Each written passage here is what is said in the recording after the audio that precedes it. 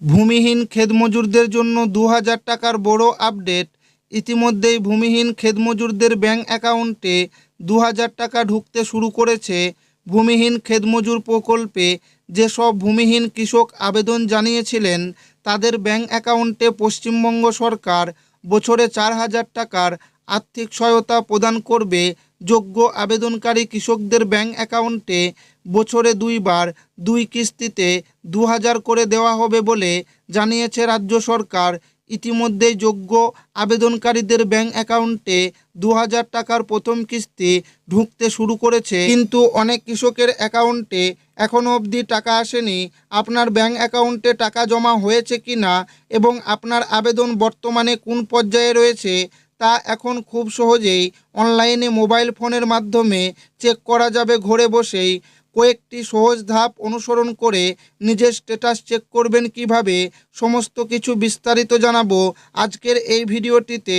এবং আপনার ব্যাংক অ্যাকাউন্টে যদি এখনও অবধি টাকা না ঢুকে থাকে তো সেই টাকা কত তারিখে আপনার ব্যাংক অ্যাকাউন্টে দেবে সেটাও কিন্তু আপনাদেরকে আজ প্রমাণ সমেত দেখাবো। তো বিস্তারিত জানতে অবশ্যই ভিডিওটি প্রথম থেকে শেষ পর্যন্ত দেখবেন এবং আপনি কোন জেলা থেকে দেখছেন অবশ্যই কমেন্টে লিখে জানাবেন। ভূমিহীন কৃষকদের টাকা ব্যাংকে জমা শুরু হলো, আপনি কবে টাকা পাবেন? ভূমিহীন স্ট্যাটাস চেক করুন। ভূমিহীন ক্ষেতমজুর বার্ষিক আর্থিক সহায়তা প্রকল্পের প্রথম কিস্তি ২০০০ টাকা কৃষকদের ব্যাংক অ্যাকাউন্টে পাঠানো শুরু করেছে পশ্চিমবঙ্গ সরকার।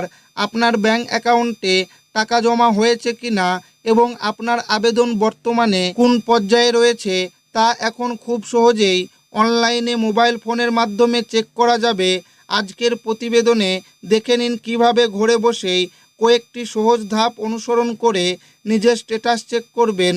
বিস্তারিত জানতে অবশ্যই আজকের প্রতিবেদনটি সম্পূর্ণ দেখুন। ভূমিহীন ক্ষেতমজুর প্রকল্পে যেসব ভূমিহীন কৃষক আবেদন জানিয়েছেন তাদের ব্যাংক অ্যাকাউন্টে পশ্চিমবঙ্গ সরকার বছরে ৪০০০ টাকার আর্থিক সহায়তা প্রদান করবে।